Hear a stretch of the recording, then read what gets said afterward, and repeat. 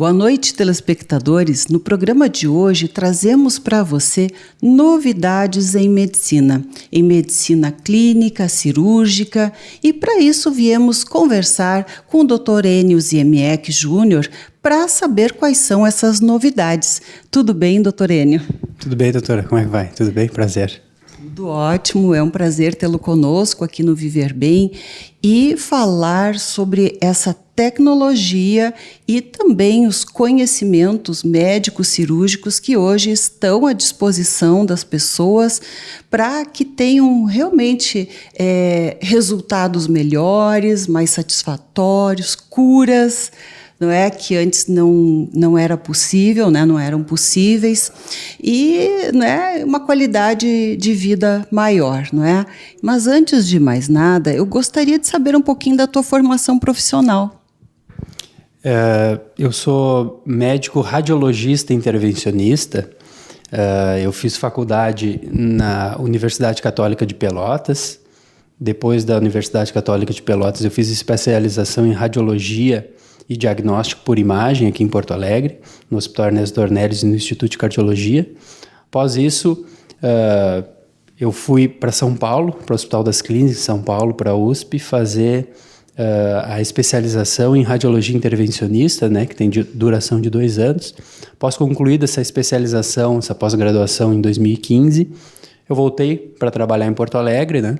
A gente fez uma equipe chamada Intervir Radiologia, que são membros titulares da nossa sociedade, que se chama Sobrice, e tem muito a ver com o que a senhora estava falando, né? A gente, na radiologia intervencionista, busca ofertar para os pacientes bem-estar, rápida recuperação, alternativas aos procedimentos cirúrgicos tradicionais, visando, né, a cura ou uma paliação em tratamentos oncológicos, em que o paciente consiga ficar mais perto dos seus do que bastante tempo dentro do hospital, nesses casos, né, oncológicos, porque hoje o câncer é uma epidemia, né? Muitos pacientes são acometidos pelas doenças em vários órgãos, né? E nós, na radiologia intervencionista, nós trabalhamos praticamente em todos os órgãos, né, excetuando-se o coração, com tratamentos percutâneos. Tratamentos percutâneos são procedimentos que a gente faz guiados pela imagem. Então, a gente usa aquele aparelho de tomografia ou ultrassom para guiar, né? A gente fica olhando a imagem, a gente faz uma anestesia local na pele do paciente e por ali a gente consegue inserir a agulha, um fino catéter que vai fazer o tratamento ou vai fazer a coleta de amostra para uma biópsia, né? Então, sendo uma incisão minúscula, pequena, a gente consegue ter menores taxas de complicações. O procedimento consegue ser muito bem tolerado com anestesia local ou com uma sedação anestésica leve, e a maioria deles também é realizado de maneira ambulatorial, ou seja, o paciente chega no hospital, faz o procedimento, fica algumas horas em observação, né? A gente faz uma monitorização, faz medicação se tiver dor, depois é liberado para casa. Os outros tipos de procedimentos que a gente faz na radiologia intervencionista são os procedimentos endovasculares, que também, através de uma fina agulha, a gente faz o acesso ao sistema circulatório do paciente, ou aqui com uma punção na artéria radial, ou aqui na virilha, artéria femoral. A gente vai inserir os catéteres e vai conseguir navegar por dentro dos vasos dos pacientes para, por exemplo, chegar num tumor no fígado e jogar a quimioterapia direto no tumor. A quimioterapia fica concentrada na lesão e a gente também injeta umas esferas, pequenos grãos de areia, que vão cortar a circulação dessa lesão, fazendo ela diminuir e morrer, né? Sim. Falando de uma linguagem mais... Sim. Bem, doutor Enio, tu destes aí, né, de uma forma sucinta uma definição de radiologia intervencionista, porque eu iria te perguntar, né, as pessoas, né, e o nosso público é predominantemente leigo, né, mas quer estar sempre muito bem informado, e a gente tenta trazer essa informação assim de uma forma bem compreensiva, né? Então, porque as pessoas em geral, radiologista é aquela pessoa que faz o raio-x, dá o laudo, né?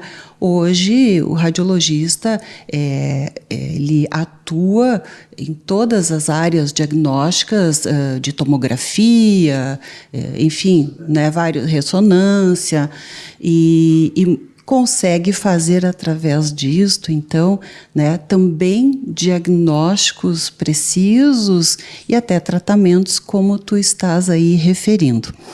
Mas, depois, então, dos nossos comerciais, eu quero conversar contigo para que tu possas, assim, estar dando alguns exemplos do que é possível fazer, né? Falando de algumas situações, né? Para que as pessoas compreendam melhor o que é possível, né, que é uma imensa gama de procedimentos que beneficiam, então, múltiplas doenças, mas especialmente o câncer, como disseste, mas não só, né? Então, a gente já volta com você depois dos nossos comerciais.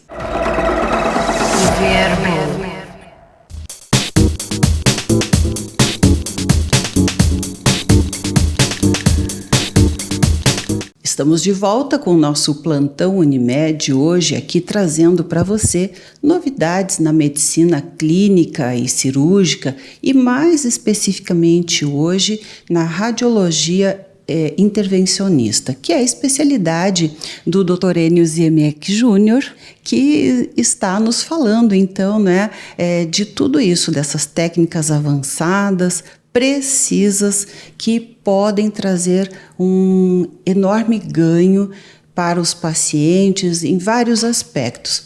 Mas para que as pessoas compreendam melhor, doutor Enio, porque isto é possível em vários órgãos e em inúmeras áreas, digamos, das especialidades médicas, né?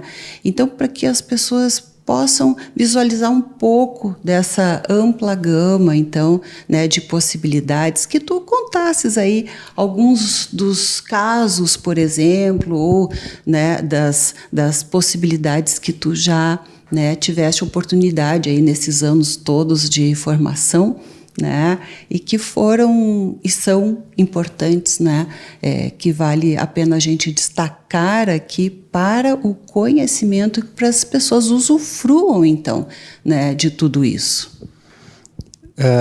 Realmente, a complexidade das doenças, dos tratamentos, a personalização dos tratamentos oncológicos, por exemplo, né, e o avanço tecnológico levou a medicina a descobrir novos caminhos de tratamento para as doenças, né? Tanto não só oncológicas, mas também não oncológicas, né?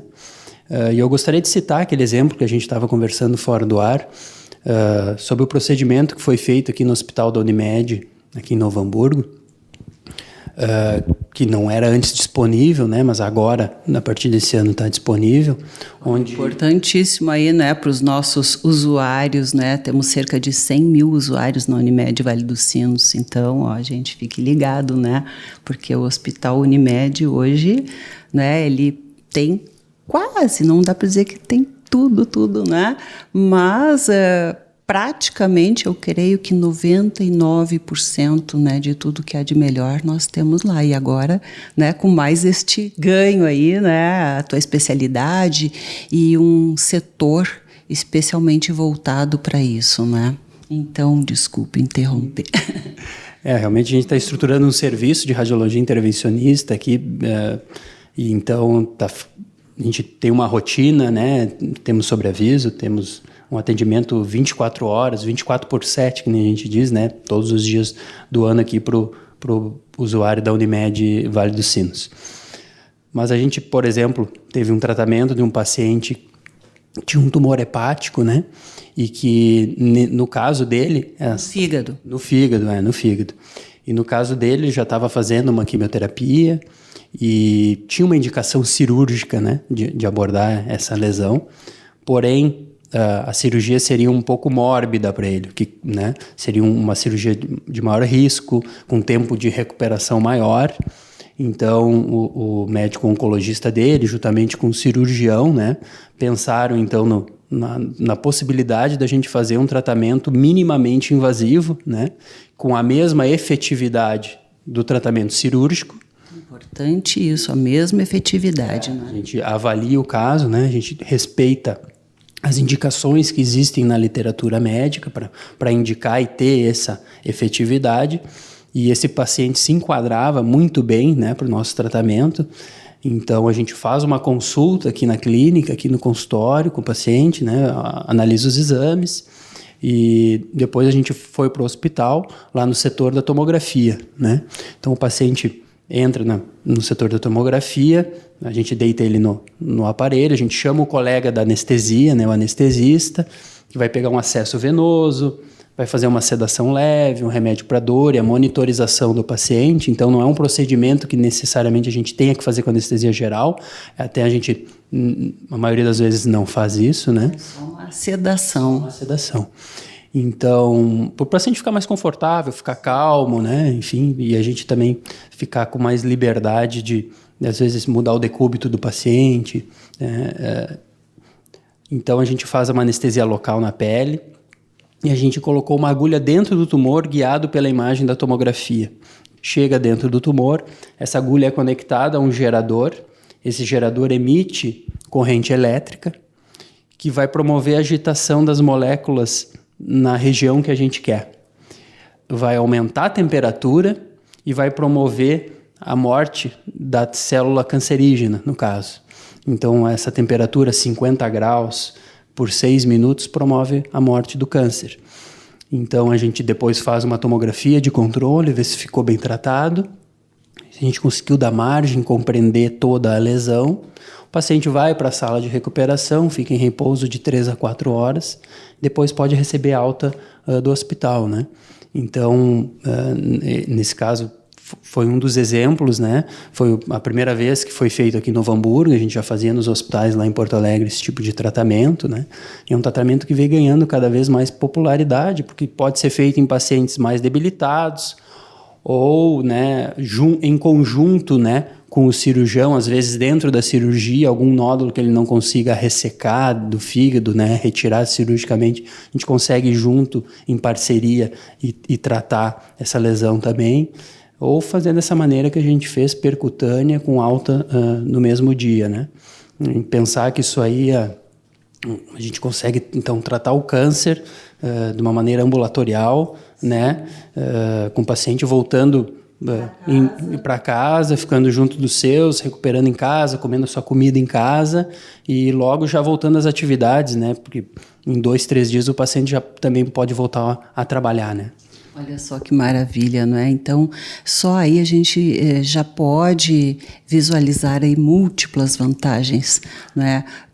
Pode ser feito, né, e beneficiar pessoas em todas as idades, mas na minha área, por exemplo, como tu disseste, tem muitos pacientes, né, da área geriátrica que têm muitas comorbidades, muitos outros problemas que às vezes impedem uma cirurgia. E isso, então, pode ser realizado nesses pacientes que antes diziam, olha, não vale a pena operar, o risco cirúrgico é grande, enfim, né? Então, só, né, aí já seria uma grande vantagem. Agora, a questão de uma cirurgia, principalmente hepática, né, no fígado, que sangra bastante, né? Enfim, uma cirurgia em si, né, é um trauma muito maior, requer mais tempo de hospitalização, de recuperação. E também essa questão assim de não danificar estruturas e poder ir preciso onde tem que se ir, não é? Eu acho que vale a pena salientar que a cirurgia ainda tem um papel muito importante, né? Ela é o principal procedimento a ser feito na maioria dos casos, né? Mas não são todos os casos que fazer esse tipo de procedimento, tem que avaliar, não é? A gente tem que avaliar.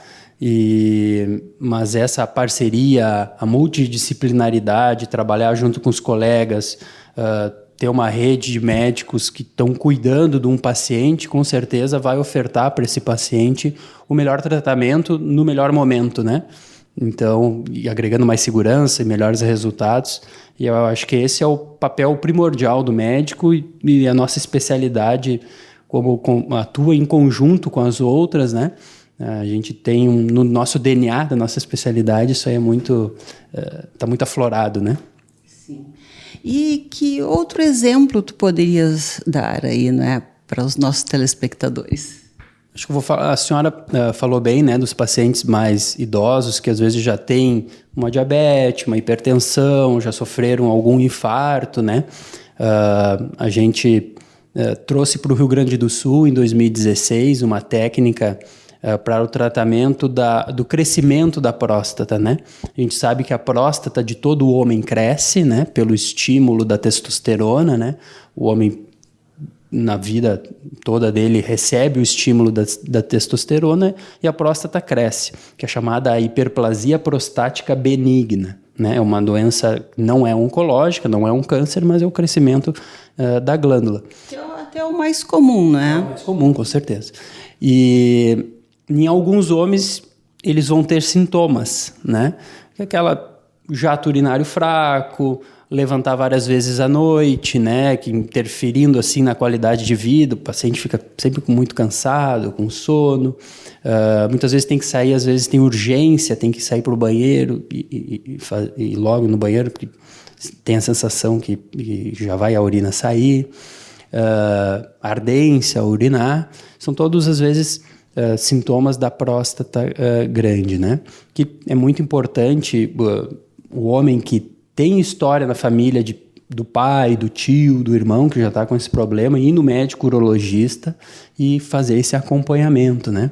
Então, existem, hoje em dia, as técnicas minimamente invasivas para o tratamento. Antigamente, há 10 anos atrás, ou a gente tinha o uso de medicação, que o médico urologista prescrevia, e quando a medicação já não era mais efetiva, o paciente tinha que fazer uma cirurgia, né?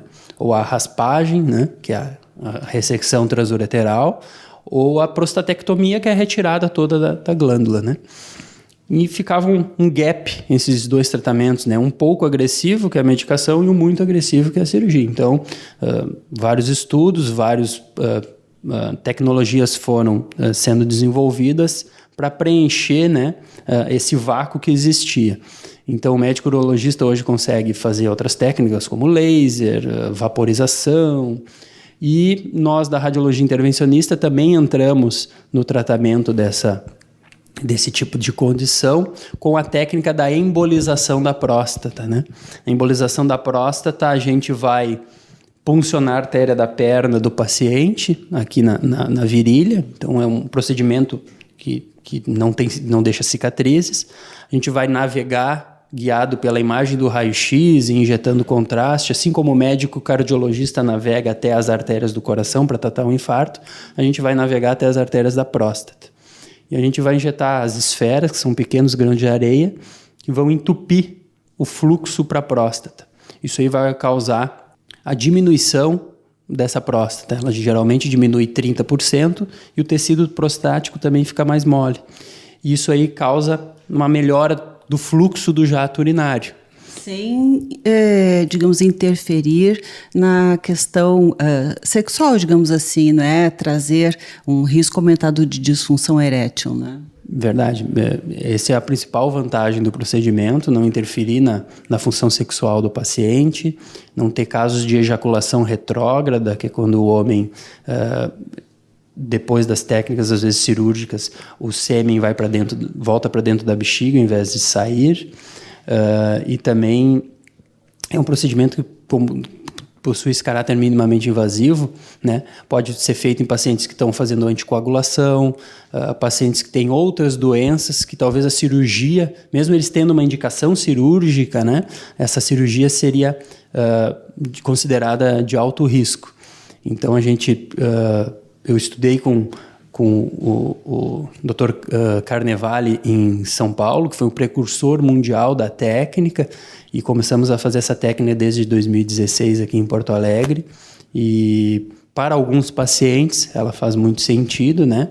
E então a gente trabalha em parceria com os urologistas, definindo qual é o paciente que pode vir e se beneficiar dessa técnica, né? Bem, doutor Enio, nós já trouxemos aqui para os nossos telespectadores, então, duas possibilidades, né, dois exemplos aí bem concretos, né, sobre o que é possível se fazer, né, com esses avanços tecnológicos, científicos, o conhecimento. Nosso programa hoje, né, já está chegando ao final, mas queremos te convidar para estar amanhã de novo conosco aí, né, falando um pouco mais, porque de fato é um assunto de grande relevância. Então, te agradecemos agora, te convidamos, né?